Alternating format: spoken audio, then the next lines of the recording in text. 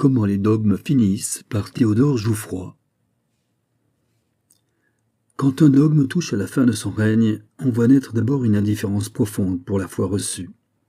Cette indifférence n'est point le doute, on continue de croire.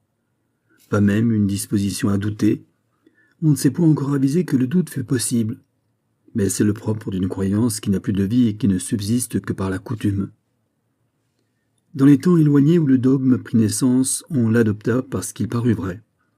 On croyait alors et on savait pourquoi. La foi était vivante. Mais les enfants des premiers convertis commencèrent à admettre le dogme sans vérifier ses titres, c'est-à-dire à croire sans comprendre.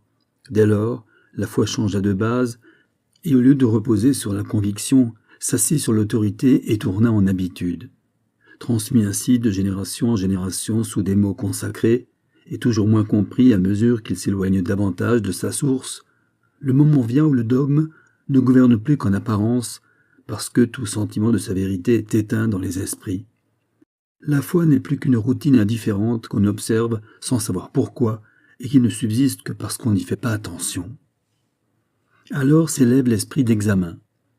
Étonné de leur docile attachement à des formules qu'ils ne comprennent point, entourés d'un peuple qui partage leur ignorance et leur crédulité, quelques hommes se demandent si l'on doit croire sans motif, et trouvant au fond de leur conscience une invincible répugnance à une foi aveugle, commencent à regarder de près à la vérité du dogme qui règne, sans se donner la peine de justifier de ses droits. Ce n'est point là un acte d'hostilité, mais de bon sens. Ceux en qui s'est développé cet esprit de recherche y cèdent comme à un besoin raisonnable. Ils ne songent ni à détruire le dogme, ni à changer les idées du peuple. Ils ne songent qu'à trouver dans la doctrine consacrée quelque chose de vrai, qui légitime leur foi passée, réponde à leur bonne volonté présente et fonde pour l'avenir leur attachement à ces maximes sur une conviction éclairée. Mais le dogme ne leur offre point ce qu'ils cherchent, car il s'est corrompu en traversant tant de siècles. Établi par la vérité qui était en lui, cette vérité est restée pure tant que la lutte engagée pour lui donner le pouvoir a subsisté. Mais après, la ferveur est tombée et le triomphe a produit l'apathie. La paresse humaine l'a enveloppé de formules dont la mémoire s'est chargée et qui ont dispensé l'intelligence de comprendre. L'oubli du sens a permis la corruption des formes. L'ignorance et l'intérêt, après les avoir dénaturés, les ont interprétés, en sorte qu'aujourd'hui, cette doctrine, jadis pleine de vérité et de vie, ne présente plus à la bonne foi du scepticisme naissant qu'un assemblage informe de vieux symboles mutilés à travers lesquels le sens primitif ne perçoit plus, et de maximes despotiques ou superstitieuses ajoutées par l'ambition du pouvoir ou l'abrutissement du peuple. Mille erreurs, mille absurdités palpables, des mensonges intéressés, d'odieuses pratiques, frappent donc les yeux des premiers qui examinent, et comme ils sont d'une nature morale et raisonnable, ils cessent de croire ce qui est faux, ils cessent de respecter ce qui est méprisable. Dès lors, une foi nouvelle s'élève dans leur esprit sur les débris de l'ancienne. Cette foi n'a rien de positif. Elle n'est que la négation de la foi reçue, la croyance que cette foi n'est pas fondée. Mais cette conviction est vive parce qu'elle est inattendue. Elle est vive parce qu'elle est le réveil de l'intelligence humaine après des siècles d'engourdissement, et que la vérité, toujours belle par elle-même, passionne ceux qui la sentent pour la première fois. Elle est vive enfin parce qu'on sent qu'elle renferme une révolution. Aussi, dans l'émotion d'une découverte si imprévue, les premiers sceptiques ne peuvent retenir le cri qui la signale au monde. Il ne leur appartient pas d'avoir cette prudence ou cette hypocrisie qui enfouit la vérité. Elle s'apprend dans l'orage des révolutions, quand on a connu la puissance d'une idée et que les échafauds ont enseigné les dangers de la franchise. Elle n'est point de leur époque, parce qu'avant l'expérience, la nature bat son chemin. Sans prévoyance, sans intention, sans calcul, ce qu'ils ont trouvé, ils l'annoncent.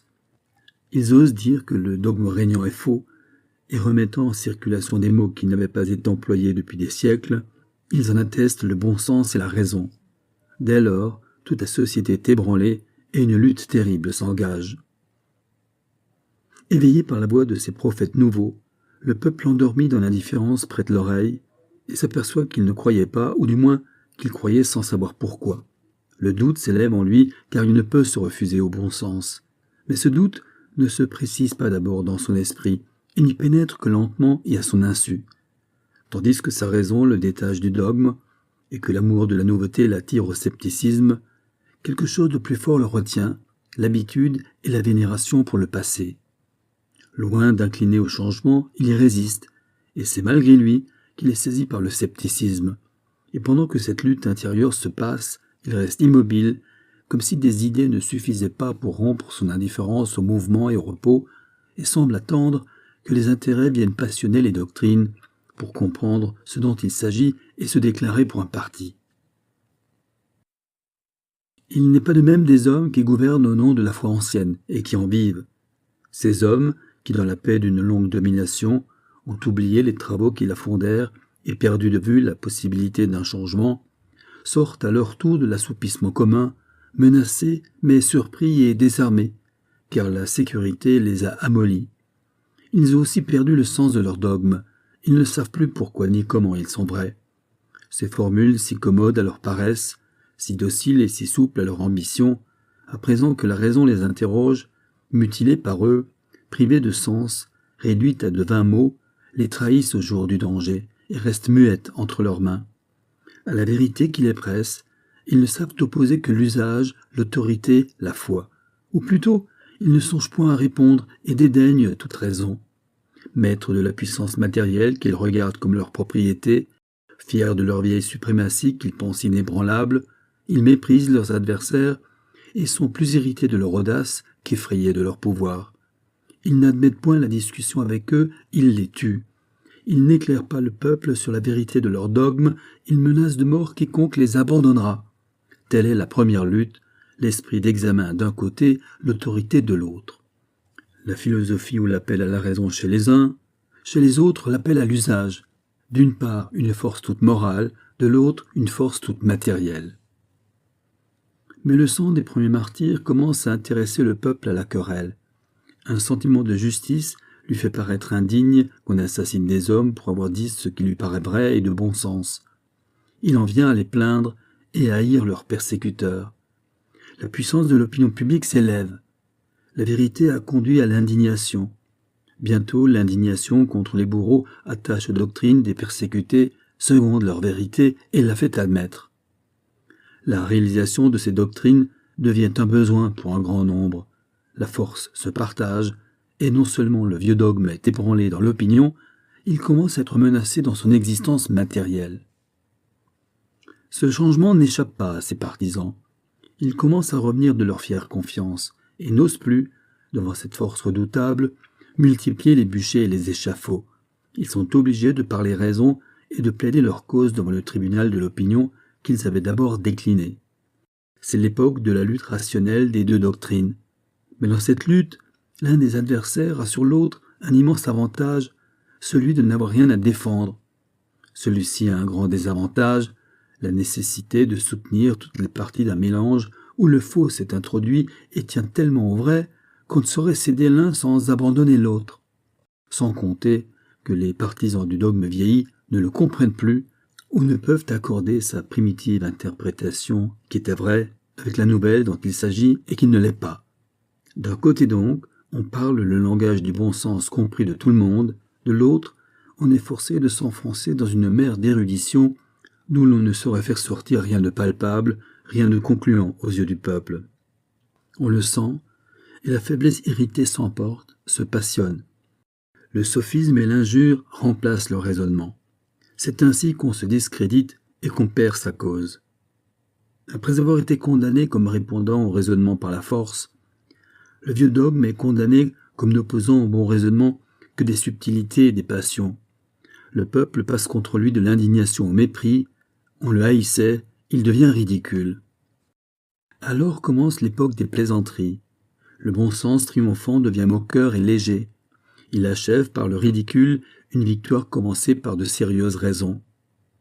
Mais la rage de ses adversaires s'en accroît. Tous les intérêts sont convoqués. On leur montre l'incrédulité comme une ennemie qui les menace.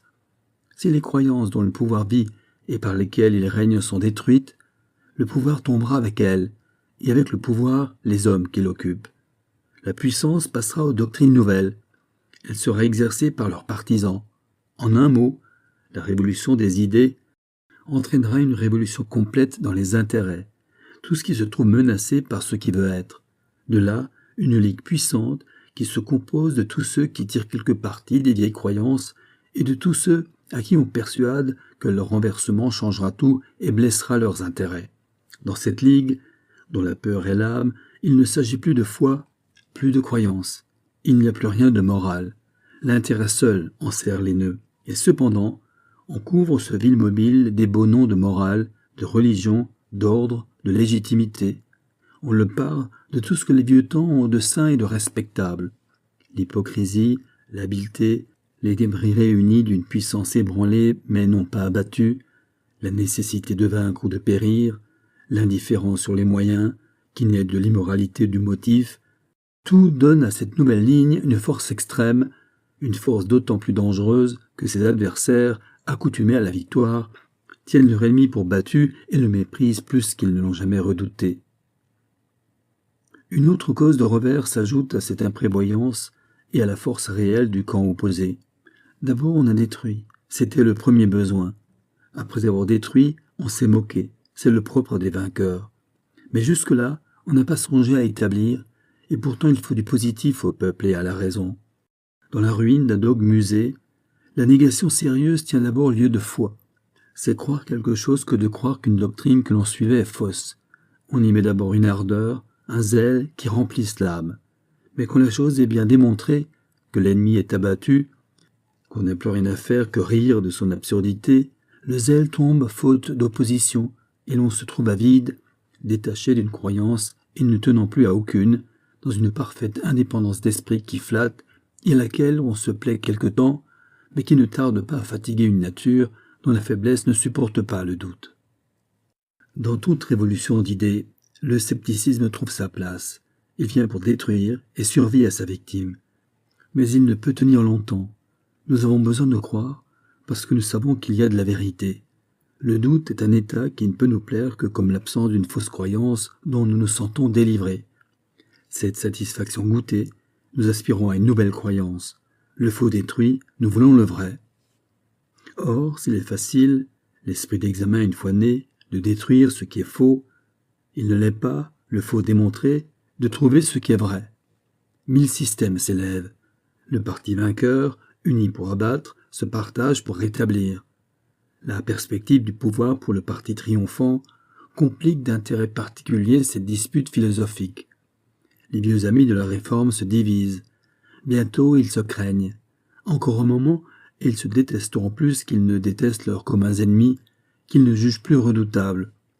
Tout est faction dans le parti de la vérité, tandis que le parti opposé devient de plus en plus compact par l'unité d'intérêt qu'une crainte commune y a fait naître. Cependant le peuple, dont les intérêts matériels ne sont point engagés directement dans ces querelles, continue de regarder avec son bon sens, ne voulant et ne cherchant que la vérité, mais la voulant promptement parce qu'il en a besoin. Il sait qu'il n'est pas dans le vieux dogme. Quoi qu'il arrive, il ne se ralliera pas à ses partisans. Mais il est étonné de ne plus la trouver dans la bouche de ses amis. Eux qui parlaient de si bon sens et avec tant d'unanimité et de désintéressement, les voilà qui se perdent dans des systèmes inintelligibles, qui se divisent sur tous les points, qui se haïssent, qui deviennent évidemment égoïstes et ambitieux comme leurs adversaires. Qu'est devenu le zèle pur de ces apôtres de la nouvelle foi? Où est la vérité promise? Où est le bonheur qu'ils annonçaient au peuple? C'était pour lui et pour lui seul qu'ils voulaient travailler, et c'est pour eux qu'ils combattent, se divisent, et oubliant le vieil ennemi, se déchirent entre eux. Voilà ce que fait ressortir avec soin l'ancien parti. À son tour, il attaque les plans proposés avec le raisonnement et le ridicule. À son tour, il reproche l'égoïsme, il accuse d'ambition et d'hypocrisie. Il demande où l'on va mener ce pauvre peuple à qui on avait tant promis. Il lui fait honte d'avoir été dupe. Il lui fait honte d'avoir prêté sa force à des fourbes et d'avoir servi de moyens. Et comme le peuple souffre, car les temps de révolution sont pénibles à traverser, il lui fait sentir son malaise, qui l'oppose à son ancien bonheur, ou du moins celui de ses pères, dont l'éloignement permet de tracer des tableaux de fantaisie. Écartant la question de la vérité du dogme ancien et des opinions nouvelles, il n'en atteste plus que l'intérêt, démoralisant ainsi de toutes ses forces la société qu'il ne pourrait plus retenir par l'autorité de la vérité et du devoir. Et tout cela, il le fait répéter et prêcher partout, car il est uni, organisé. Il a la force constituée entre les mains, et ses adversaires n'ont que la parole. Alors le peuple désespère de la vérité. Il ne voit plus que des trompeurs autour de lui. Il devient défiant envers tous, et pense qu'en ce monde l'affaire unique est d'être le moins malheureux possible. Que c'est folie de prêter l'oreille aux beaux discours et aux grands mots de vérité, de justice, de dignité humaine. Que la religion et la morale ne sont que des moyens de le prendre et de le faire servir à des projets qui ne le touchent point. Il devient sceptique sur tout, sauf sur son intérêt. Et passant à l'indifférence pour tous les dogmes et pour tous les partis, estime que celui qui lui coûtera le moins sera le meilleur. On ne pourra plus lui mettre les armes à la main pour aucun. Nul n'en vaudra la peine. Sa religion, sa morale, sa politique, sa doctrine universelle et unique, c'est l'intérêt. Ses maîtres et ses meneurs sont parvenus à le rendre semblable à eux. Son indifférence obtenue, c'est tout ce que veulent les partisans de l'ancien dogme. Il s'inquiète peu de prendre sur lui un ascendant moral, d'en être cru, aimé, estimé, encore moins qu'il soit vertueux, religieux, heureux. Il est indifférent, les voilà maîtres. Ils le savent, et leurs adversaires l'ignorent. Toute la confiance qu'avait inspirée à ceux-ci leur premier empire sur l'opinion, ils la gardent. Ils se croient sûrs d'elle et dorment tranquilles, attendant que le pouvoir leur tombe entre les mains sans qu'ils s'en mêlent, et n'avisant qu'à l'écarter de celle de leurs amis. Ils rient des progrès de leurs ennemis et s'en consolent, en songeant que le peuple est pour eux et que sans lui on ne peut rien de durable. Enfin le moment du réveil arrive. Après avoir longuement et sourdement ramassé ses forces et ourdi sa trame, après s'être assuré surtout la neutralité du peuple, le vieux régime éclate tout à coup et laisse échapper sa vengeance longtemps contenue. Tous les souvenirs de sa défaite, de sa honte, du danger qu'il a couru, enflamment son ressentiment. Il est cruel comme la faiblesse humiliée, vindicatif comme l'hypocrisie. De sanglantes exécutions le débarrassent de ses ennemis et servent de préparation à un despotisme étroit et défiant comme la peur. Il se hâte de l'organiser. Instruit par ses revers, il songe avant tout à étouffer ce fatal esprit d'examen qui menaça de si près sa domination, et cette sainte moralité qui met les bras au service de ce qui paraît vrai. Il étouffe donc à la fois les lumières et la croyance à la vertu. Il y substitue la superstition.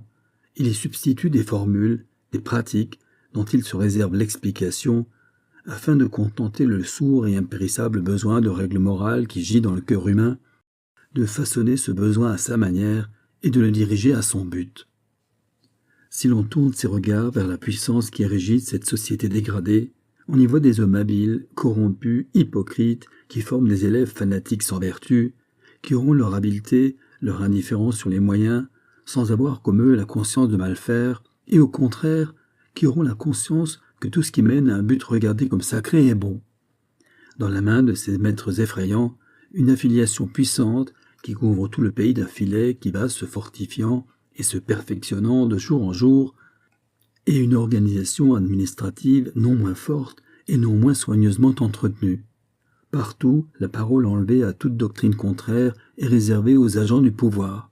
Nul espoir de voir tant de chaînes rompues, ni un terme à une si terrible progression de despotisme, de dégradation et d'indignité.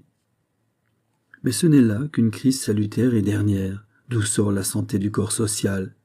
Il semble que dans ces moments sans espoir, la dignité de la nature humaine fasse un effort surnaturel pour ne point succomber, comme la force vitale dans le dernier période d'une maladie violente. Ayez confiance, vous que la Providence fit naître dans ces tristes jours. Un germe d'avenir et de vie fermente au sein de cette corruption, et ce que vous prenez pour la mort n'est qu'une métamorphose. Il faut que la génération de ceux qui ont ruiné l'ancienne foi passe. Son œuvre fut de détruire, jamais il ne lui sera donné de rétablir. C'est trop pour la faiblesse humaine de renverser le faux et de ressusciter le vrai. Leur vie s'est usée à combattre l'ancien dogme. Arrivés vieux à leur fin, leur vigueur défaillante s'est endormie dans le scepticisme, et leur esprit vide de croyance s'est laissé prendre à la morale des passions. Leurs ennemis en ont eu bon marché, et témoins de leur impuissance, de leur division, de leur dégradation, peuple qui avait encensé leur aurore, oubliant leur noble service et sa propre admiration, les a vus de sang-froid périr sur les échafauds, Ainsi, ils n'avaient point en eux la force d'établir le dogme nouveau, et ils n'avaient point autour d'eux une génération confiante qui en eût voulu pour ces apôtres. Il fallait qu'ils succombassent leurs adversaires après leur avoir porté le coup mortel et qu'ils laissassent entre leurs mains cette société qu'ils avaient d'abord émancipée. Mais ces premiers soldats de la Réforme n'ont point vraiment combattu. Ils ont rompu le charme, et pour les âmes jeunes et éclairées qu'ils élevèrent, ce charme ne saurait revivre. Le vieux régime a beau régner despotiquement, il est convaincu de fausseté. Lui-même a la conscience de son néant. Il ne peut sentir ce qu'il a besoin d'affecter, et cette impuissance de croire à ses doctrines frappe de mort toutes ses paroles et leur ôte toute force morale. Il le voit, et l'opprime par faiblesse, et ne pouvant gouverner, il enchaîne. C'est une force sous laquelle on plie, mais qu'on méprise en lui cédant, pour peu qu'on ait de bon sens. Une génération nouvelle s'élève, qui a pris naissance au sein du scepticisme, dans le temps où les deux parties avaient la parole. Elle a écouté et elle a compris. Pour elle, le vieux dogme est sans autorité. Pour elle, le scepticisme a raison contre lui, mais il a tort en lui-même. Quand il a détruit, il n'en reste rien. Et déjà ces enfants ont dépassé leur père et senti le vide de leur doctrine. Une foi nouvelle s'est fait pressentir à eux. Ils s'attachent à cette perspective ravissante avec enthousiasme, avec conviction, avec résolution. L'espérance des nouveaux jours est en eux. Ils en sont les apôtres prédestinés, et c'est dans leurs mains que le salut du monde. Supérieurs à tout ce qui les entoure, ils ne sauraient être dominés ni par le fanatisme renaissant, ni par l'égoïsme sans croyance qui couvre la société. Ils jugent le passé, ils méprisent l'incrédulité du présent, ils abhorrent sa corruption, ils ont foi à la vérité et à la vertu, ou plutôt, par une providence conservatrice qu'on appelle aussi la force des choses, ces deux images impérissables de la divinité, sans lesquelles le monde ne saurait aller longtemps, se sont emparés de leur cœur pour revivre par eux et par eux rajeunir l'humanité. Aussi ont-ils le sentiment de leur mission et l'intelligence de leur époque. Ils comprennent ce que leurs pères n'ont point compris, ce que leurs tyrans corrompus n'entendent pas. Ils savent ce que c'est qu'une révolution, et ils le savent parce qu'ils sont venus à propos. Leurs pères n'ont aperçu que la première moitié de la tâche, et ils l'ont accomplie. Éclairés sur la fausseté du vieux dogme, leurs mains l'ont renversé. Mais leur intelligence, absorbée par la grandeur de cette œuvre, n'a pu s'en dégager et embrasser d'autres perspectives. Quant aux partisans du dogme ancien, ils n'ont compris ni pourquoi ils tombaient, ni ce qui s'en suivrait. Par le malheur de leur position, ils n'ont pu voir dans la guerre avec les sceptiques qu'une dispute de pouvoir. Vaincus d'abord, ils se sont estimés malhabiles. Vainqueurs à présent, ils en font l'honneur à leur bonne conduite, et ils s'arrangent pour demeurer à l'avenir les plus adroits et les plus forts. Plus que personne, ils parlent de foi, de religion et de morale, mais par habitude et par calcul. On seuls n'ont point de croyance, point de religion, point de morale. Les sceptiques en avaient plus qu'eux. Ils croyaient au mal de l'erreur, c'était leur foi. Elle était vraie et sincère, et parce qu'elle était vraie, elle a prévalu contre l'erreur. Ce n'est point comme adversaires du vieux dogme qu'ils ont succombé, c'est comme adversaires de tout dogme. Ennemis de ce qui était faux, ils ont vaincu. Inhabiles à montrer le vrai, le besoin de croire a séparé le peuple d'eux et les a livrés à la vengeance de leurs rivaux.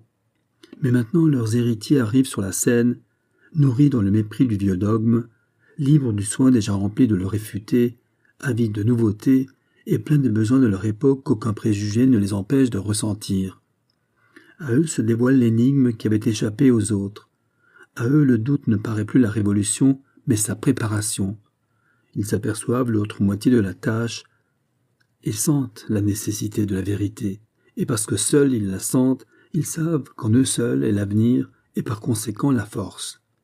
Ils se sentent donc appelés, non plus à poursuivre la querelle terminée du scepticisme et du vieux dogme, non plus à réchauffer dans le peuple de vieilles haines personnelles, un enthousiasme usé ou des passions d'un autre siècle, mais à chercher la vérité, mais à découvrir la doctrine nouvelle à laquelle toutes les intelligences aspirent à leur insu, au nom de laquelle tous les bras s'armeront s'il y a lieu, qui remplacera dans la croyance le vide laissé par l'ancienne et terminera l'interrègne illégitime de la force.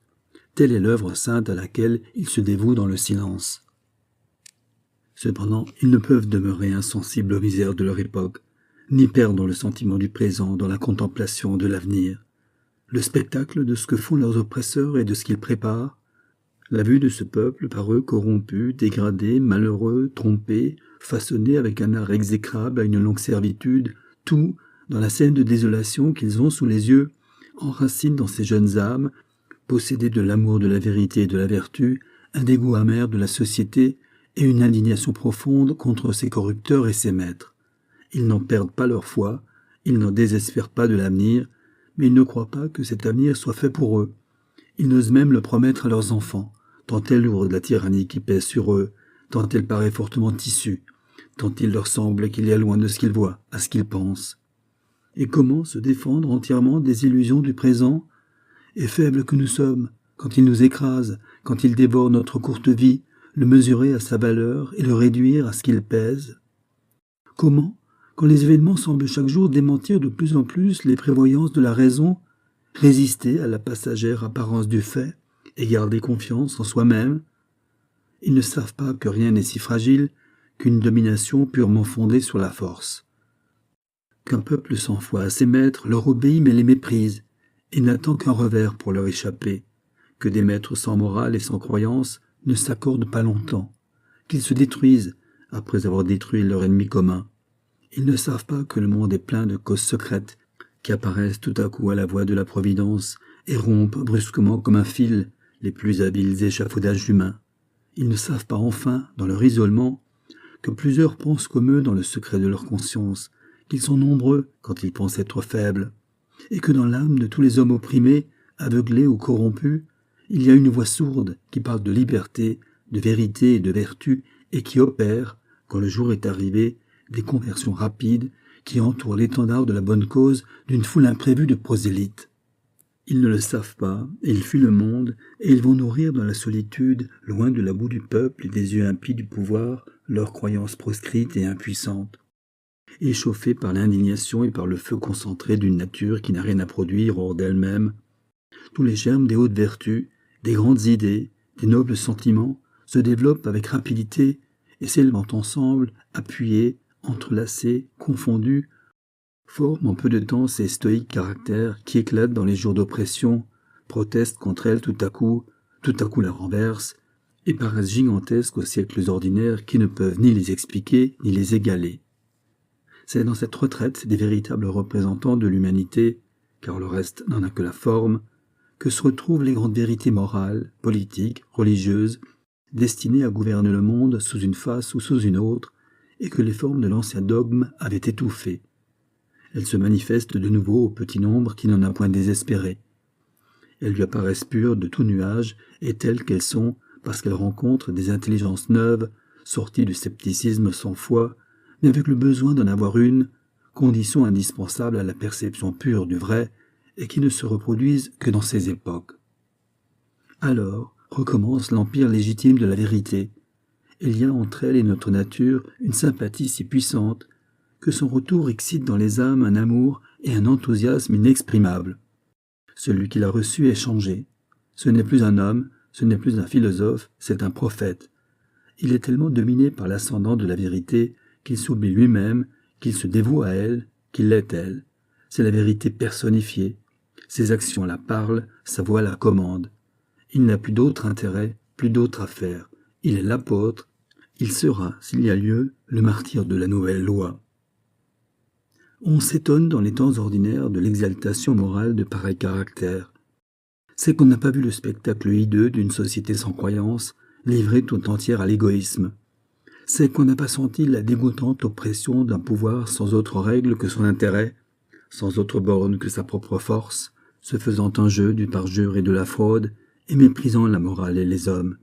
C'est ce contraste qui manque à l'empire de la justice et de la vérité, pour faire sentir ce qu'il a d'admirable et de ravissant.